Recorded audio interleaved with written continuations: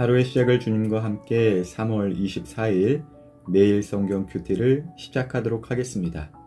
오늘 함께 읽을 성경은 누가복음 21장 20절에서 28절까지입니다. 우리의 몸과 마음, 뜻을 다해서 함께 읽도록 하겠습니다. 예루살렘이 군대에 포위당한 것을 보면 예루살렘의 파괴가 곧 다가왔다는 것을 깨달아라. 그때 유대에 있는 사람들은 산으로 도망하여라. 예루살렘 안에 있는 사람들은 빨리 빠져나가거라. 시골에 있는 사람들은 예루살렘 안으로 들어가지 마라. 그것은 이날이 바로 징벌의 날이기 때문이다. 기록된 모든 것이 이루어질 것이다.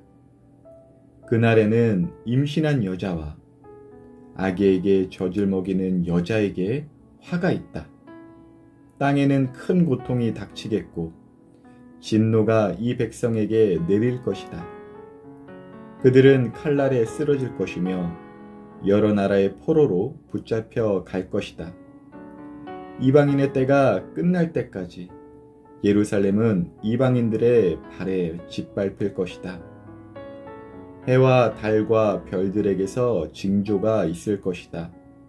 땅에서는 민족들이 바다와 파도의 소리에 당황할 것이다.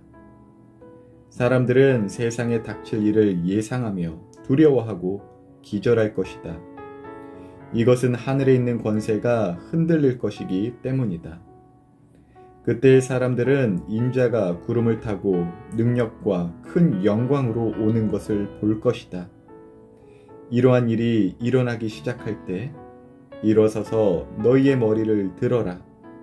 이는 너희의 구원이 가까이 오고 있기 때문이다.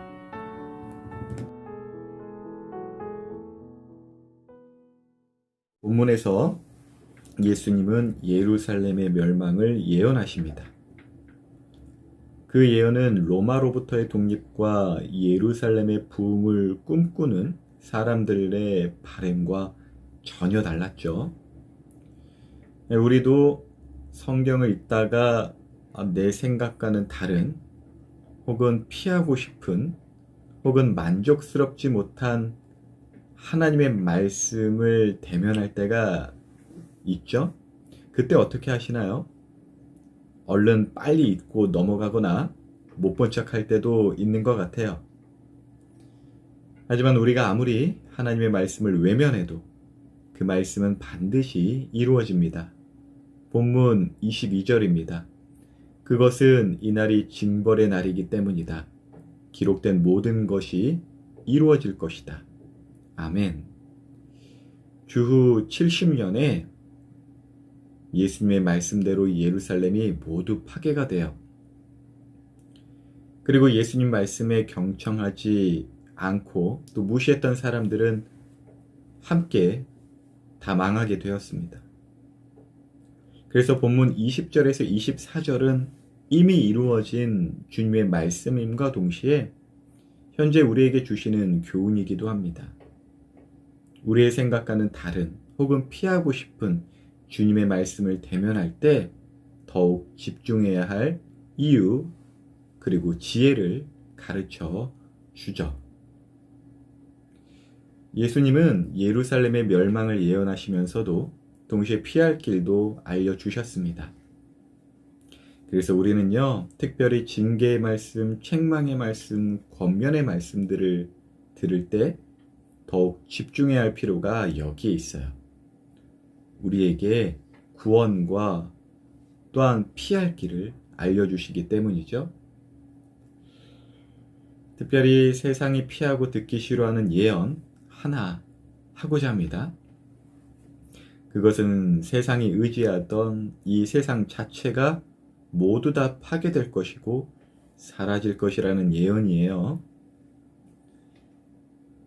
그래서 이러한 예언은 세상에 미련이 많고 또 세상에 즐거운 것이 가득한 사람이라면 정말 듣기 싫어하는 말이겠죠.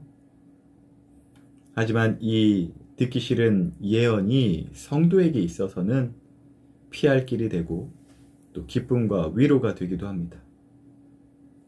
성도에게 있어 아무리 자기가 돈이 많고 권력이 많아도 성도는 그것들에 미련을 갖지 않아요. 그 모든 것은 하나님께서 사명을 위해 주신 것이자 자신은 그것들을 잘 사용하는 청지기로서 또 그것들을 흘러보내는 통로라는 것 잘 알기 때문입니다. 세상 사람들이 또 듣기 싫어하는 예언 하나 더 해볼까요? 그것은 이것입니다. 저나 제 사랑하는 사람들이나 여러분은 다 죽을 겁니다. 그리고 그 죽음을 맞이하고 또 죽어가는 그 과정은 너무나 괴롭고 슬픈 일일 겁니다. 이것은 세상 사람들의 이야기만이 아니라 성도도 마찬가지예요. 성도도 죽음을 두려워할 수 있습니다. 하지만 성도가 갖는 그 죽음에 대한 두려움은 세상의 미련이 많아서 생기는 두려움이 아니라 마치 치과에 가는 어린아이가 가질 만한 두려움과 같습니다. 아이가 울며 불며 치과에 가기 싫어하지만 결국 치과에서 치료받고 또 새로운 이를 얻어서 이제 그 이로 만난 아이스크림도 먹을 것입니다. 하나님은 성도의 죽음을 귀하게 여겨 주신다고 약속하셨어요. 세상을 의지하지 않고 언제나 하나님의 뜻을 분별하며 살았던 성도의 마지막, 그 마지막을 귀하게 여기신다고 합니다. 그런데 그 마지막이 얼마나 두렵습니까? 죽음 뒤에 있을 예수님을 기대하면서도 늘 부족했던 자기 모습과 인생의 후회와 죽음의 공포는 성도도 피할 수 없습니다. 사도 바울처럼 죽음에도 담대하고 면류관을 바라며 무엇보다 주님만을 바라보는 그 담대함으로 죽음을 맞이하는 모습이 그것만이 성도의 모습이 아닙니다. 성도에게는 동시에 두렵고 떨림으로 구원을 이루는 그 긴장감의 모습, 사도 바울과 마찬가지로 그 긴장감의 모습도 성도의 모습입니다. 예수님도 무너질 성전을 보시며 눈물을 흘리셨어요. 십자가를 지고 가는 그 걸음에 인간의 두려움을 그대로 짊어지고 가셨습니다. 그래서 저 순교자처럼 죽음을 두려워하지 않는 믿음도 대단한 믿음이지만 죽음을 두려워하면서도 하나님만을 의지하려는, 그래서 덜덜 떠는 믿음일지라도 그 믿음도 주님께서 함께 하시는 믿음이자 하나님께서 귀히 여기시는 믿음입니다. 세상의 종말과 또 개인의 종말인 죽음에 대한 예언, 이것은 반드시 이루어질 것입니다. 그리고 이러한 예언은 정말 슬픈 일이고 눈물 나는 일입니다. 하지만 본문 28절에 예수님께서 이러한 슬프고 눈물 나는 일들에 있어서 성도의 일, 또 피할 길을 열어주시는데 그것은 그때에 오히려 일어서서 우리의 머리를 들어야 한다는 것입니다. 진정한 새 시대 왕 중의 왕 예수님께서 우리를 맞아주시는 때가 다가오고 있기 때문이죠. 오늘 밤 이것을 한번 연습해 보시길 권면합니다. 눈을 감을 때 또 잠이 드실 때 이 죽음을 연습해 보시길 권합니다. 이것은 마치 어린아이가 한밤 자고 나면 엄마가 올 거야 라는 그 약속의 말씀 붙잡고 자고 싶지 않아도 금방 눈을 감아버리는, 그래서 엄마를 다시 볼 기쁨으로 그 밤을 보내는 그 연습 한번 해보시길 바랍니다. 우리 청소년 친구들에게는 너무 이른 이야기 같나요?